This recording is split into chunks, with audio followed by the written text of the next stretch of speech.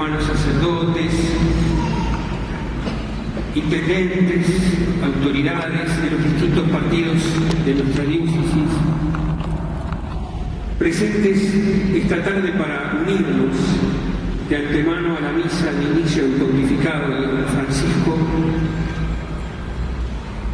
Pienso que, como Dios es amor, el amor siempre sorprende, el amor siempre esconde sorpresas.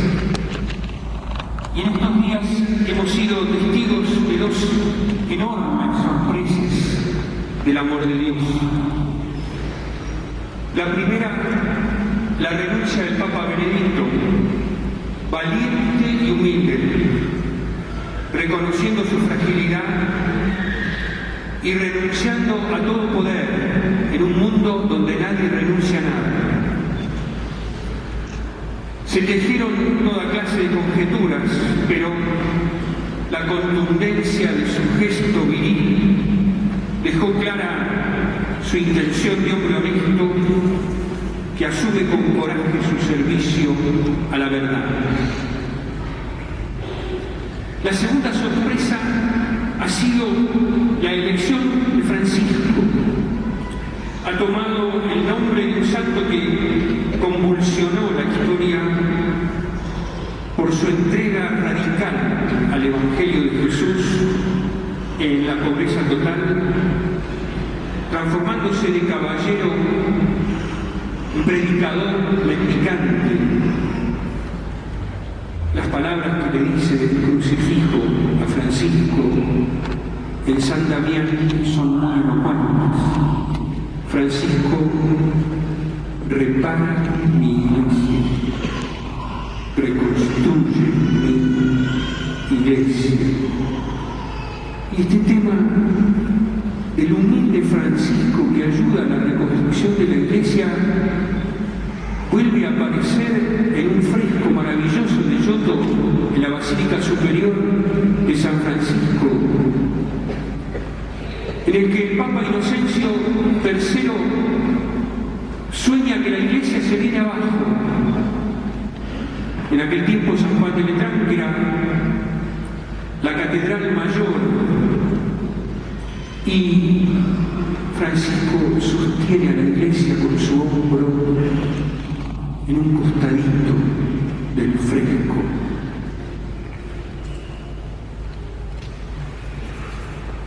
Papa Francisco fue mi obispo varios años, cuando yo era párroco. Luego me ordenó obispo, colaboré con él como obispo auxiliar en la Arquidiócesis de Buenos Aires. Puedo dar fe de su cercanía y su sencillez. Es amigo del encuentro personal. En este terreno se siente como pez en el agua. Tiene las características del buen pastor. Sabe escuchar, acompañar, conducir, con respeto, con suavidad, pero con firmeza. Y a esto une una inteligencia nada común, que con la gracia de Dios pondrá al servicio de un diálogo más fecundo entre la Iglesia y la cultura. Esta cultura que vivimos, para que la nueva evangelización se vaya haciendo realidad. Es un pastor misionero que anima a la iglesia a salir de los templos para acercarse en las calles y en todos los ambientes a la realidad de cada hombre y de cada mujer. Es un pastor que nos hablará con sus gestos y con su palabra clara, sin eufemismos. El rostro de la caridad de la iglesia se verá urgido a hacerse más claro y cercano a todos los hermanos, preferentemente a los más pobres. Se abre un tiempo de esperanza. En esta elección del nuevo Papa, que ha buscado reflejar a través del simple gesto de la elección del nombre la frescura y la transparencia de un evangelio que busca transformar el corazón de los hombres por la caridad. Papa Francisco tiene dos grandes devociones: la Virgen de Luján y San José. Y por ese motivo, posiblemente, haya querido comenzar el pontificado aprovechando la solemnidad de San José. Nosotros la anticipamos en esta vigilia.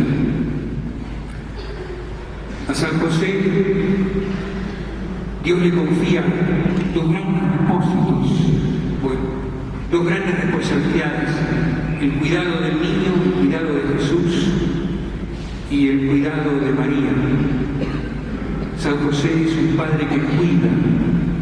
Para Jesús ha sido el padre del corazón. San José ha sido testigo de su crecimiento. Ha podido vivir con el niño todas las delicadezas, todo lo que es propio del corazón del padre que ve crecer a su hijo. Una antigua oración decía: José, sos el único hombre que pudiste besar a Dios. Compartir con el niño todas las delicadezas que se dan en esa relación de ir viendo crecer, de enseñar, de formar. Le enseñó el trabajo de las manos. Cuidó del Señor, este verdadero Padre del corazón. Pero la Escritura no nos deja una sola palabra de José. Qué notable que en el mundo de la comunicación no tengamos una sola palabra de San José. Y sin embargo, este hombre justo, humilde, silencioso, es el patrono de la Iglesia Universal. Era tal la relación con Jesús, era tal su cuidado amoroso, enamorado de María, que la Iglesia lo hizo su patrono. En este punto quería detenerme un segundito. San José tiene una relación con Dios única.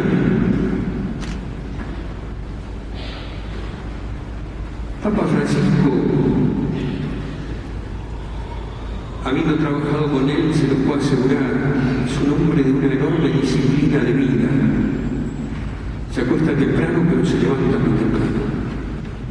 Hace una hora de adoración diaria todos los días, por lo menos, a veces más. O a veces comenta: debería hacer un poco más para poder llenarme del Señor, para poder descansar mi corazón en el Señor. Papa Francisco es un hombre de Dios. Tiene la seriedad del hombre religioso, del que ha entregado todo, del que lo ha entregado todo, y del que está dispuesto a seguirlo hasta donde Él lo lleve. Pero también, al mismo tiempo, el Papa Francisco va a cuidar a la Iglesia. Va a cuidar a la Iglesia sirviéndola, sirviendo a la unidad de la Iglesia, que es la función de Pedro, ya no la de José, que no estuvo llamado a predicar, sino a guardar silencio, a ahondar en el misterio del silencio, el amor en la Sagrada Familia. Pedro, en cambio, estuvo llamado a hacer y a construir la unidad de la Iglesia, por eso se presenta como obispo de Roma, primum inter pares, para poder ponerse al servicio de todas las iglesias, para aportar aquello que Pedro puede aportar, su experiencia para la unidad, su caudal para trabajar por la paz, para servir a la paz. Es otra de las características de Francisco.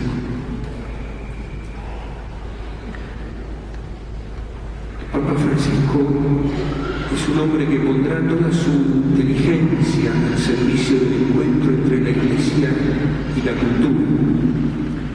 Trabajará para la nueva evangelización tomar la Iglesia y ponerla a la altura de este tiempo para poder transmitir con claridad la frescura y la transparencia del Evangelio. Pero esto no lo hará solo. Qué exigencia grande para los argentinos y para la Iglesia argentina. Tener un Papa argentino, ¿cómo nos interpela? ¿Cómo nos interpela trabajar al servicio de los demás? ¿Cómo nos interpela a pensar en nuestro lugar, a pensar en nuestra convivencia, a pensar en cómo trabajamos para el bien común? Hemos aportado al mundo esta persona que pertenece a nuestra cultura, que tiene nuestro modo de ser, que nació en un barrio, que es hincha de fútbol, que sintió su vocación en San José de Flores, que vivió sus seminarios junto a la compañía de Jesús, todos los tiempos nuestros de la historia nuestra. Este hombre en este momento es el pastor de la Iglesia. Y si me permiten, en los últimos años, esto es una idea personal, en los últimos años ha ido creciendo en el mundo una gran orfandad, la necesidad de un padre. Detrás del Papa, quienes tenemos fe, quienes no tenemos fe, de alguna manera vemos un referente, una imagen de paternidad, una imagen que pueda guiar, conducir, iluminar, que pueda decirnos una palabra diferente, que pueda sacarnos de la intoxicación de consumo que produce la cultura en la que vivimos, pueda sacarnos de la asfixia de poder respirar.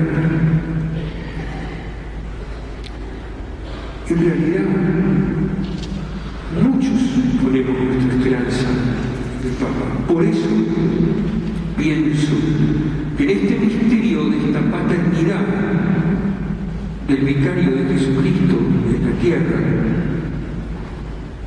nosotros tenemos que responder con suma responsabilidad. Su modo de decirnos a nosotros: lo estoy viendo, me lo estoy imaginando, ayúdenme, no me dejen solo, estoy en esto, soy uno de ustedes, pero no puedo solo, ayúdame. Y esta necesidad de levantar la puntería en lo que estamos haciendo, en nuestros proyectos y en nuestra vida, nos va llegando tal vez cuando acabe esta ola propia de la sensibilidad del momento, de la sorpresa del Papa argentino, comience el auténtico trabajo de ponernos a la altura